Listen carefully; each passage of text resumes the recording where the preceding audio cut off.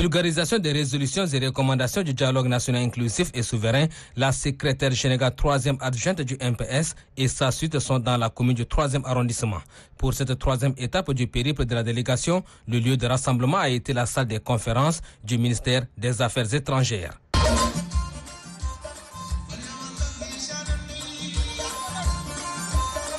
Au nom des militants du MPS, le secrétaire général du conseil exécutif de cette formation politique du 3e arrondissement, Mamat Amat Mbankhadji, rassure la délégation de sa totale disponibilité et celle de ses militants à œuvrer pour le rayonnement du parti dans cette circonscription.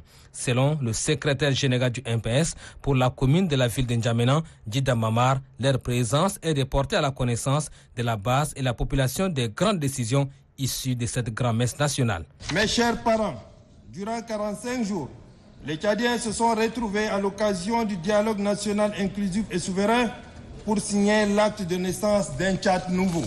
Les participants ont décidé, comme Dr Ali Abderrahmane Agar n'a cessé de le dire, de changer le pays et non changer de pays. La secrétaire générale 3e adjointe du MPS se réjouit de la sortie massive des militants et la population.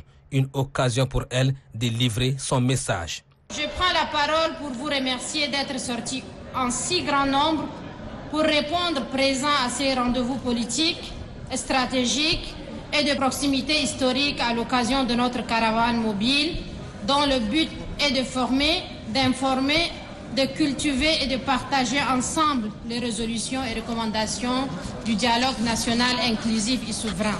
Le référendum à venir n'a pas été occulté par la chef de mission. Elle invite les militants et la population à apporter leur modeste contribution pour sa réussite.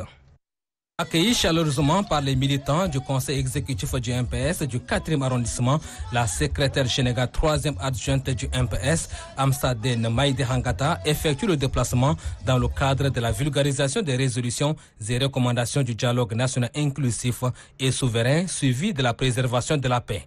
Plantant le décor, le secrétaire général du conseil exécutif du MPS du 4e arrondissement, Boukar Mustafa, s'est réjoui de la venue de cette délégation. Pour lui, c'est une nouvelle ère qui souffle sur la vie du mouvement rassembleur. Le secrétaire général du conseil communal du MPS pour la ville de N'Djamena, Djida Mamar, soutient que la paix, ce concept fondamental, doit être privilégié à tous les niveaux.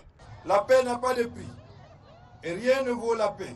Notre vœu le plus ardent est que le Tchad poursuive son chemin comme vient d'enclencher le général Mohamed Idriss Déby Itno.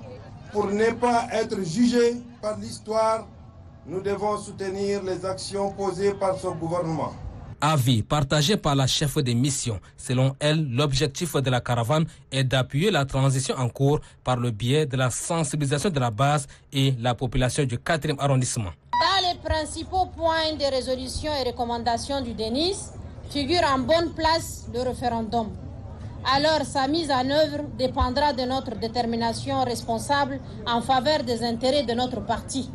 Faites tout ce qui est en votre pouvoir civique pour la réussite de cette décision souveraine. Cette tournée sera élargie dans le reste des communes pour porter à la connaissance des militants du MPS les grandes décisions issues du dialogue national inclusif et souverain.